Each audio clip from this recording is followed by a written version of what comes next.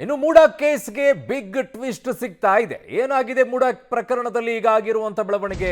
ಇಲ್ಲಿಯವರೆಗೂ ಕೂಡ ಸ್ವಲ್ಪ ತಣ್ಣಗಾಗಿತ್ತು ಮೂಡಾ. ಸಿಎಂ ವಿರುದ್ಧದ ಮೂಡಾ ಸೈಟ್ ಹಗರಣಕ್ಕೆ ಈಗ ಟ್ವಿಸ್ಟ್ ಸಿಗ್ತಾ ಇದೆ. ಹೋರಾಟ ನಿಲ್ಲಿಸಲು ದೂರುದಾರ ಸ್ನೇಹಮಯಿ ಕೃಷ್ಣಗೆ ಆಮಿಷ ಒಡ್ಡಲಾಗಿದೆಯಂತೆ. ಹರ್ಷ ಶ್ರೀನಿಧಿ ಎಂಬುವರಿಂದ ಹಣದ ಆಮಿಷವನ್ನ ಒಡ್ಡಲಾಗಿದೆ. ಸ್ನೇಹಮಯಿ ಕೃಷ್ಣ ಭೇಟಿಯಾಗಿರೋ ವಿಡಿಯೋನ ರಿಲೀಸ್ ಮಾಡಿಕೊಂಡಿದ್ದಾರೆ. ಸಿಸಿಟಿವಿ ದೃಶ್ಯ ಸಮೇತ ಲೋಕಾಯುಕ್ತಕ್ಕೆ ದೂರನ್ನ ನೀಡಿದ್ದಾರೆ. ಸಿಎಂ ವಿರುದ್ಧದ ಮೂಡಾ ಸೈಟ್ ಹಗರಣಕ್ಕೆ ಈಗ ಬಿಗ್ ಟ್ವಿಸ್ಟ್ ಸಿಗ್ತಾ ಇದೆ. ಇಬ್ಬರು ಬಂದು ಸ್ನೇಹಮಯಿ ಕೃಷ್ಣ ಅವರಿಗೆ ಹಣದ ಆಮಿಷವನ್ನ ಕೊಟ್ಟು ಈ ಪ್ರಕರಣದಿಂದ ದೂರ ಸರಿಬೇಕು ಅನ್ನುವಂಥದ್ದನ್ನ ಕೇಳಿದ್ರಂತೆ. ಅದರ ಸಿಸಿಟಿವಿ ಫುಟೇಜ್ ಅನ್ನ ಈಗ ಬಿಡುಗಡೆಯನ್ನ ಮಾಡಿದ್ದಾರೆ. 15ನೇ ತಾರೀಕು 12ನೇ ತಿಂಗಳು, ಇದೇ ತಿಂಗಳೇ 15ನೇ ತಾರೀಕಿಗಾಗಿರೋದು ಭಾನುವಾರ ಬೆಳಗ್ಗೆ 10 ಗಂಟೆ 37 ನಿಮಿಷಕ್ಕೆ ಇದಾಗಿರುವಂಥ ಬೆಳವಣಿಗೆ. ಬೆಳಗಿನ ಸಂದರ್ಭ 10 ಗಂಟೆ 37-38 ನಿಮಿಷಕ್ಕೆ ಅವರ ಮನೆಗೆ ಬರ್ತಾರೆ, ಸ್ನೇಹಮಯಿ ಕೃಷ್ಣ ಅವರ ಮನೆಗೆ. ಇಬ್ಬರು ಬಂದು ಹಣದ ಆಮಿಷವನ್ನು ಒಡ್ಡಿ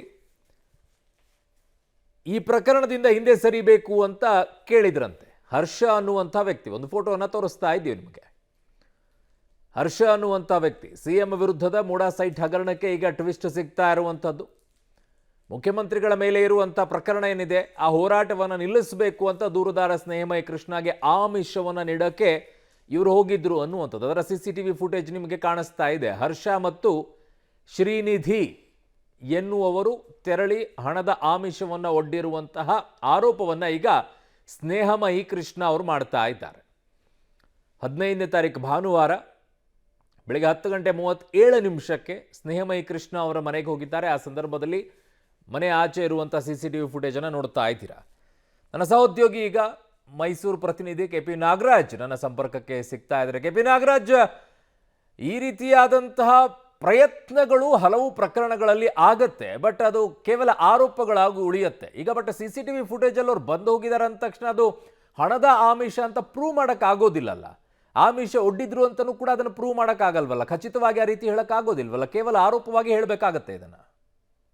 ಅಲ್ಲ, ಸ್ನೇಹಮಯಿ ಕೃಷ್ಣ ತಮ್ಮ ದೂರಿನಲ್ಲಿ ಕೊಟ್ಟಿರುವಂತಹ ಒಂದು ದೃಶ್ಯಾವಳಿಗಳಿದ್ದು, ಅದರ ಜೊತೆಗೆ ಏನು ಸ್ನೇಹಮಯಿ ಕೃಷ್ಣ ಅವರ ಮಗನಿಗೆ ಒಂದು ಹಣದ ಚೀಲವನ್ನು ಕೂಡ ಇವರಿಬ್ಬರು ಏನು ಹರ್ಷ ಮತ್ತು ಶ್ರೀನಿಧಿ ಅನ್ನುವಂಥವ್ರು ಏನಿದ್ದಾರೆ ಇವರಿಬ್ಬರು ಕೂಡ ತೋರಿಸಿದ್ದಾರೆ. ಅವರು ಮತ್ತೊಬ್ಬ ಹೋರಾಟಗಾರನಿಗೆ ಈಗಾಗಲೇ 1.5 ಕೋಟಿಯಷ್ಟು ಹಣವನ್ನು ಕೊಟ್ಟಿದ್ದಾರೆ ಅಂತ ಅವರು ಕೂಡ ಹೇಳ್ಕೊಂಡಿದ್ದಾರೆ ಅನ್ನುವಂಥದ್ದು. ಅದರ ಜೊತೆಗೆ ಫೋನ್ನ ಕಾಲ್ಗಳು ಏನಿದೆ ರೆಗ್ಯುಲರಾಗಿ 13ನೇ ತಾರೀಕಿಂದ 15ನೇ ತಾರೀಕಿನವರೆಗೂ ಕೂಡ ಸ್ನೇಹಮಯಿ ಕೃಷ್ಣ ಅವರಿಗೆ ಇವರಿಬ್ಬರು ಕಾಲ್ ಮಾಡಿರುವಂಥದ್ದು, ಜೊತೆಗೆ ಸ್ನೇಹಮಯಿ ಕೃಷ್ಣರ ಮಗನಿಗೂ ಕೂಡ ಕಾಲ್ ಮಾಡಿರುವಂತಹದ್ದು. ಈ ಎಲ್ಲದನ್ನು ಇಟ್ಕೊಂಡು ಈಗ ಲಿಖಿತವಾದಂತಹ ದೂರನ್ನು ಈಗ ಸ್ನೇಹಮಯಿ ಕೃಷ್ಣ ಮೈಸೂರಿನ ಲೋಕಾಯುಕ್ತದವರಿಗೆ ಜೊತೆಗೆ ಇಡಿಯ ಅಧಿಕಾರಿಗಳಿಗೆ ನೀಡಿರುವಂಥದ್ದು. ನಿನ್ನೆ ಇಡಿಗೆ ದೂರನ್ನು ಕೊಟ್ಟಿರುವಂಥದ್ದು, ಇವತ್ತು ಲೋಕಾಯುಕ್ತಕ್ಕೆ ದೂರನ್ನು ಕೊಟ್ಟಿರುವಂಥದ್ದು. ಎಕ್ಸಾಕ್ಟಾಗಿ ನೀವು ಹೇಳಿದಂಥ ರೀತಿಯಲ್ಲಿ ಬರೀ ಇದೊಂದನ್ನೇ ಇಟ್ಕೊಂಡು ಇದು ಆಮಿಷಕ್ಕೆ ಬಂದಿದ್ರು ಅಂತ ಪ್ರೂವ್ ಮಾಡೋದಕ್ಕಾಗೋದಿಲ್ಲ. ಆದರೆ ತನಿಖೆಯ ಹಂತದಲ್ಲಿ ಇದು ಬಯಲಾಗ್ಬೋದು. ಅಂದರೆ ಈಗ ಆರೋಪವನ್ನು ಏನು ಸ್ನೇಹಮಯಿ ಕೃಷ್ಣ ಮಾಡ್ತಾ ಇದ್ದಾರೆ, ಹರ್ಷ ಇರ್ಬೋದು ಅಥವಾ ಶ್ರೀನಿಧಿ ಇರ್ಬೋದು, ಅವ್ರನ್ನ ಕರೆಸಿ ವಿಚಾರಣೆಯನ್ನು ಮಾಡುವಂಥದ್ದು. ಜೊತೆಗೆ ಅವರು ಈಗಾಗಲೇ ಮತ್ತೊಬ್ಬ ವ್ಯಕ್ತಿಗೆ ನಾವು ಈಗಾಗಲೇ 1.5 ಕೋಟಿಯಷ್ಟು ಹಣವನ್ನು ಕೊಟ್ಟಿದ್ದೇವೆ ಅಂತ ಏನು ಹೇಳಿದ್ದಾರೆ ಅಂತ ಹೇಳಲಾಗ್ತದೆ, ಅವರನ್ನು ಕೂಡ ಕರೆಸಿ ವಿಚಾರಣೆಯನ್ನು ಮಾಡುವಂಥದ್ದು. ಇದು ವಿಚಾರಣೆ ಮೂಲಕವಾಗಿ ಇದು ಸ್ಪಷ್ಟವಾಗಲೇಬೇಕು ಹೊರತು ಈಗ ಸದ್ಯಕ್ಕೆ ಸ್ನೇಹಮಯಿ ಕೃಷ್ಣ ಅವರು ಕೊಟ್ಟಿರುವಂಥ ಈ CCTV ಫುಟೇಜ್ ಇರ್ಬೋದು ಅಥವಾ ಫೋನ್ ರೆಕಾರ್ಡ್ಗಳು ಅಂದರೆ ಫೋನ್ನ ಟ್ರ್ಯಾಕ್ ಇರ್ಬೋದು, ಇವುಗಳಿಂದ ಎಕ್ಸಾಕ್ಟಾಗಿ ಇದು ಆಮಿಷಕ್ಕೆ ಅಂತ ಪ್ರೂವ್ ಮಾಡೋದಕ್ಕಾಗಲ್ಲ. ಆದರೆ ತನಿಖೆಯಿಂದ ಪ್ರೂವ್ ಆಗಬೇಕು ಅನ್ನುವಂಥದ್ದು ಸ್ನೇಹಮಯಿ ಕೃಷ್ಣ ಅವರ ವಾದ. ಹೀಗಾಗಿಯೇ ಇವತ್ತು ಲೋಕಾಯುಕ್ತಕ್ಕೂ ದೂರು ಕೊಟ್ಟಿರುವಂಥದ್ದು, ನಿನ್ನೆ ಇಡಿಗೂ ಕೂಡ ದೂರನ್ನು ಕೊಟ್ಟಿರುವಂಥದ್ದು. ಅರುಣ್. ಓಕೆ, KP ನಾಗರಾಜ್, ನಿಮ್ಮೆಲ್ಲ ಮಾಹಿತಿಗೆ ಧನ್ಯವಾದಗಳು. ಹೋರಾಟ ನಿಲ್ಲಿಸಲು ದೂರುದಾರ ಸ್ನೇಹಮಯಿ ಕೃಷ್ಣಗೆ ಆಮಿಷವನ್ನು ಒಡ್ಡಿರುವಂತಹ ಆರೋಪವನ್ನು ಈಗ ಸ್ನೇಹಮಯಿ ಕೃಷ್ಣ ಅವರು ಮಾಡಿದ್ದಾರೆ. ಅವರ ಮಗನಿಗೂ ಕೂಡ ಹಣದ ಚೀಲವನ್ನು ತೋರಿಸಿದ್ದಾರೆ ಅಂತ ಹರ್ಷ ಮತ್ತು ಶ್ರೀನಿಧಿ ಅನ್ನೋರಿಂದ ಈ ಹಣದ ಆಮಿಷ ಬಂದಿದೆ ಅಂತೇಳಿ ಈಗಾಗಲೇ ಇನ್ನುಳಿದಂಥ ದೂರುದಾರರಿಗೂ ಕೂಡ ಮಾತನಾಡಿದ್ದೀವಿ ಅನ್ನುವಂಥ ಮಾತುಗಳನ್ನು ಅವರು ಆಡಿದ್ದಾರೆ ಅಂತ ಫೋನ್ ಕಾಲ್ಸ್ ಡೀಟೇಲ್ಸ್ ಎಲ್ಲ ತೋರಿಸಿದಾರಂತೆ. ಇನ್ನು ಏನು ಮಾತನಾಡಿದ್ದಾರೆ ನನ್ನ ಸಹೋದ್ಯೋಗಿ KP ನಾಗರಾಜ್ ಜೊತೆಗೆ ಸ್ನೇಹಮಯಿ ಕೃಷ್ಣ ಅವರು, ಅದರ ನೋಡಿ ಇಲ್ಲಿ. ಬ್ರಹ್ಮಾಂಡ ಭ್ರಷ್ಟಾಚಾರದ ವಿರುದ್ಧ ಸ್ನೇಹಮಯಿ ಕೃಷ್ಣ ಅವರು ದೊಡ್ಡ ಮಟ್ಟದ ಹೋರಾಟವನ್ನು ಕೂಡ ಮಾಡ್ತಾ ಇದ್ದಾರೆ. ಒಂದು ಕಡೆಯಲ್ಲಿ ಲೋಕಾಯುಕ್ತದಲ್ಲೂ ಕೂಡ ವಿಚಾರಣೆ ನಡೀತಾ ಇದೆ, ಮತ್ತೊಂದು ಕಡೆಯಲ್ಲಿ CBIಗೆ ಅದು ಹೋಗುವ ಹಂತದಲ್ಲೂ ಕೂಡ ಇದೆ. ಈ ಹಂತದಲ್ಲಿ ಸ್ನೇಹಮಯಿ ಕೃಷ್ಣ ಅವರಿಗೆ ಕೆಲವೊಂದಿಷ್ಟು ಆಫರ್ಗಳು ಬರೋದಕ್ಕೆ ಶುರುವಾಗಿದೆ, ಅಂದರೆ ಆಮಿಷಗಳು ಬರೋದಕ್ಕೂ ಕೂಡ ಶುರುವಾಗಿದ್ದಾವೆ. ಈಗ ಅದ್ರ ಬಗ್ಗೆ ಮಾತನಾಡೋದಕ್ಕೆ ಸ್ವತಃ ಸ್ನೇಹಮಯಿ ಕೃಷ್ಣ ಅವರಿಗೆ ನಮ್ಮ ಜೊತೆಲಿದ್ದಾರೆ. ಸರ್, ಇಷ್ಟು ದಿನ ಇಲ್ಲದೆ ಇದ್ದಂಥದ್ದು ಈಗೇನು ಶುರುವಾಗಿದೆ? ಸರ್ ಈ ಪ್ರಕರಣ ಸಿ ಬಿ ಐಗೆ ಹೋದರೆ ತೊಂದರೆ ಆಗುತ್ತೆ ಅನ್ನೋ ಒಂದು ಕಾರಣದಿಂದ ಈಗ ಅಮಿತ್ ಶಾ ಅಂತ ಬಂದಿದೆ. ಅವರು ಕೂಡ ನೇರವಾಗಿ ಏನು ಮಾತಾಡಬೇಕಾದ್ರೆ ಸಿ ಬಿ ಐಗೆ ಕೊಡೋದು ಬೇಡ, ಲೋಕಾಯುಕ್ತ ತನಿಖೆ ನಡೀಲಿ ಅಂತ ಇದು ಮಾಡ್ತಾರೆ ಸರ್.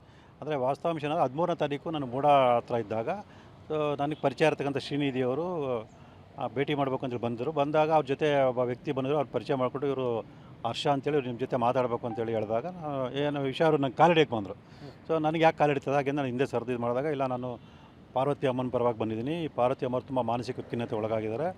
ದಯವಿಟ್ಟು ನೀವು ಈ ಪ್ರಕರಣ ಸಿ ಬಿ ಐ ಕೊಡಿಸ್ಬೇಡಿ, ಲೋಕಾಯುಕ್ತ ತನಿಖೆ ನಡೀತಾ ನಡೀಲಿ. ಸೊ ನಿಮಗೆ ಎಷ್ಟು ದುಡ್ಡು ಬೇಕು ಕೇಳಿ ನಾವು ಕೊಡಿಸ್ಕೊಡ್ತೀವಿ ಹಾಗೆ ಅಂತ ಹೇಳಿದ್ರು. ನಾನು ಅದಕ್ಕೆಲ್ಲ ಇದು ಮಾಡಲ್ಲ ಸರ್, ನಾನು ಕಾನೂನುಬದ್ಧವಾಗಿ ಹೋರಾಟ ಮಾಡ್ತೀನಿ, ನಾನು ಮುಂದೆ ಇಟ್ಟ ಜನ ಹಿಂದೆ ಇಡಲ್ಲ ಹಾಗೆ ಅಂತ ಹೇಳಿದ್ಮೇಲೆ ಇಲ್ಲ ಸರ್ ಇದರಲ್ಲಿ ಅಮಾಯಕರು ತುಂಬ ಅಮಾಯಕರು, ಅವ್ರಿಗೇನು ವಿಚಾರ ಗೊತ್ತಿಲ್ಲ. ದೇವರಾಜು, ಸಿ ಟಿ ರವಿ ಮತ್ತು ಮಲ್ಲಿಕಾರ್ಜುನ ಸ್ವಾಮಿ ಸೇರಲ್ಲಿ ಈ ಥರ ಮಾಡಿದ್ದಾರೆ ಹಾಗೆ ಅಂತ ಹೇಳಿದಾಗ ಹಾಗಾದ್ರೆ ಒಂದು ಕೆಲಸ ಮಾಡಿ ಅವ್ರ ವಿರುದ್ಧ ಪಾರ್ವತಿಯರಿಗೆ ದೂರು ಕೊಡೋಕ್ಕೆ ಹೇಳಿ.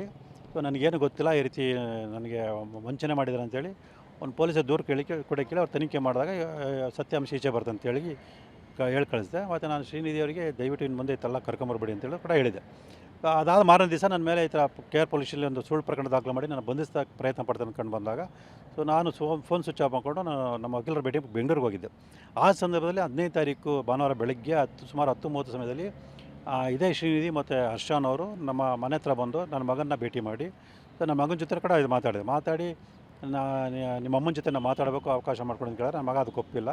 ಇಲ್ಲ ನಿಮ್ಮ ಅಮ್ಮನ ಹತ್ರ ಮಾತಾಡಿ ನಾವು ಕಾಲಿಗೆ ಬಿದ್ದು ನಮ್ಮ ಪಾರ್ವತಿಯವ್ರ ಪರವಾಗಿ ಕ್ಷಮೆ ಕೇಳ್ತೀನಿ, ಇದೊಂದು ಸಲ ಕೈ ಬಿಡೋಕ್ಕೆ ಹೇಳಿ ನಿಮ್ಮ ಅಪ್ಪನಿಗೆ, ನೀವು ಒತ್ತಡ ಹಾಕಿ ನಾವು ದುಡ್ಡು ಬೇಕಾದ್ರೆ ಕೊಡ್ತೀವಿ ಹೇಗೆ ಅಂತೇಳಿ ಇಲ್ಲ ನಮ್ಮ ಅಪ್ಪ ಅದಕ್ಕೆಲ್ಲ ಒಪ್ಪಲ್ಲ, ನಾವು ಕುಂಗು ಅದೆಲ್ಲ ಇಷ್ಟ ಅಲ್ಲ ಸರ್, ದಯವಿಟ್ಟು ಇದೆಲ್ಲ ಮಾತಾಡಿ ನೀವೇನಿದ್ರೆ ನಮ್ಮ ಅಪ್ಪನ ಹತ್ರ ಮಾತಾಡಿ ಹೇಳಿದ್ರೆ ಆಮೇಲೆ ಅವನ್ನ ಕಾರಲ್ಲಿ ಕರ್ಕೊಂಡು ಕೂರಿಸ್ಕೊಂಡು ಈ ಥರ ಗಂಗರಾಜ್ ಅವರ ಜೊತೆ ಮಾತಾಡಿದ್ದೀವಿ. ಅವ್ರಿಗೆ 3 ಕೋಟಿ ರೂಪಾಯಿ ಮಾತಾಡಿ ಅವ್ರಿಗೆ ಆಗಲೇ 1.5 ಕೋಟಿ ಕೊಟ್ಟಿವಿ ಅಂತೇಳಿ ಅವ್ರ ಮೊಬೈಲಲ್ಲಿದ್ದಂಥ ಒಂದು ಬ್ಯಾಗಲ್ಲಿ ದುಡ್ಡಿದ್ದಂಥ ಒಂದು ವೀಡಿಯೋನು ಕೂಡ ತೋರಿಸಿದ್ರೆ ನಿಮ್ಮ ಅಪ್ಪನಿಗೂ ಈ ಥರ ದುಡ್ಡು ಕೊಡ್ತೀವಿ, ನೀವು ಮಾತಾಡಿ ನಾವು ಈ ಥರ ವಾರ ತುಂಬ ಸಮಸ್ಯೆ ಆಗಿದೆ ಹಾಗೆ ಅಂತೇಳಿ ಅದೇ ರೀತಿ ಮಾಡಿದ್ರು. ಅದಕ್ಕೆ ನನ್ನ ಮಗ ಒಪ್ತಾ ಇದ್ದಾಗ ಆಯಿತು ಅದೇನು ನೀವು ಉಂಟು ನಮ್ಮ ಅಪ್ಪ ಉಂಟು ಸರ್, ನಾವು ಅದೆಲ್ಲ ಬಗ್ಗೆ ಮಾತ್ರ ನಮ್ಮ ತಾಯಿನ ಕೂಡ ಒಪ್ಕೊಳ್ಳಲ್ಲ ಅಂತೇಳಿ ಹೇಳಿದ್ಮೇಲೆ ಸೊ ವಿಚಾರದಲ್ಲಿ ಮಸ್ಟ್ ಆ್ಯಂಡ್ ಶುಡ್ ಅವರನ್ನು ಈಗ ಸದ್ಯಕ್ಕೆ ಬಂಧಿಸಬೇಕು. ಕಾರಣ ಇಲ್ಲದೆ ಇದ್ದರೆ ಈ ಪ್ರಕರಣ ಇನ್ಯಾವ ಸ್ವರೂಪವನ್ನು ಪಡ್ಕೊಳ್ಳುತ್ತೋ ಗೊತ್ತಿಲ್ಲ. ಹಣದ ಆಮಿಷವನ್ನು ಕೊಡೋ ಮಟ್ಟಕ್ಕೆ ಅವರು ಹೋಗ್ತಾ ಇದ್ದಾರೆ ಅನ್ನುವಂಥದ್ದೇ ಆದರೆ ಇನ್ಯಾವ ರೀತಿಯಲ್ಲಿ ಪ್ರಕರಣ ಆಗತ್ತೆ, ಅವರ ಕುಟುಂಬಕ್ಕೂ ಕೂಡ ಭದ್ರತೆಯನ್ನು ಕೊಡಬೇಕಾಗತ್ತೆ. ಇದು ಬೇರೆ ಬೇರೆ ಸ್ವರೂಪವನ್ನು ಪಡ್ಕೊಳ್ಳುವಂಥ ಸಾಧ್ಯತೆ ಇದೆ. BJP ಪ್ರಧಾನ ಕಾರ್ಯದರ್ಶಿಗಳಂತೆ ಚಾಮರಾಜ ಕ್ಷೇತ್ರ ಮೈಸೂರು ಹರ್ಷ ಕೆ ಅಂತೇಳಿ. ಹಾಗಿದ್ದಾಗ BJPಯವರ ಇನ್ವಾಲ್ವ್ಮೆಂಟ್ ನಾವು ಹೇಳ್ತಾ ಇದ್ವಿ ಪದೇ ಈ ಮೂಡಾ ಪ್ರಕರಣದಲ್ಲಿ ಕಾಂಗ್ರೆಸ್ಸು JDS BJP ಅಷ್ಟೇ ಅಲ್ಲ ಇನ್ನುಳಿದವರು ಇದ್ದಾರೆ ಅಂತ.